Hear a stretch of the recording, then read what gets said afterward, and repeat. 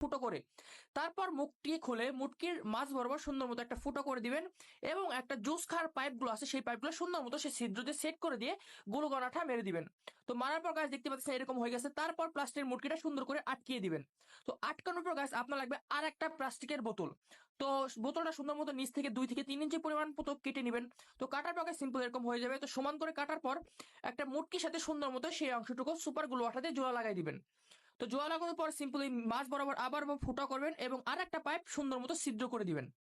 তো সিদ্ধ করতে করতে বলে দিই আপনার কে কোথা থেকে ভিডিওটা দেখতেছেন অবশ্যই কমেন্ট করে জানাই দিবেন, আমি নেক্সট ভিডিওতে আপনাদের নাম বলে দিব। তারপর সিম্পল সুন্দর মতো মুটকিটা এভাবে পেঁচিয়ে আটকাই দিব। আটকানো গাছ আর একটা পাইপ নিব, পাইপটা সুন্দর মতো এরকম নিয়ে নিচের অংশটুকু এভাবে ফুটো করে দিব এবং আরেকটু করে এরকম বাঁকা করে দিব। বাঁকা করে বিপরীত মুখে যে সাইডটা আছে সেটার সাথে কানেকশন করে দিব। তো তার আগে আমরা কি করব, সুন্দর মতো পানি ভরে নিব। পানি ভরার পর গাইস এই বাম পাশে যেইটা আছে সেটা সুন্দর মতো পানি ভরে এভাবে দিয়ে দিব এবং অপোজিট সাইডে যে ইটা আছে সেটাও একইভাবে পানি ভরে দিব। তো পানি ভরার পর দেখতে পাচ্ছেন কত সুন্দরভাবে পানি পড়তেছে। তো এইভাবে আপনি আকর্ষণীয় শোপিস বানিয়ে ফেলতে পারেন।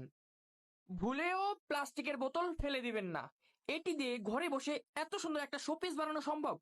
ভাইরে ভাই, আপনি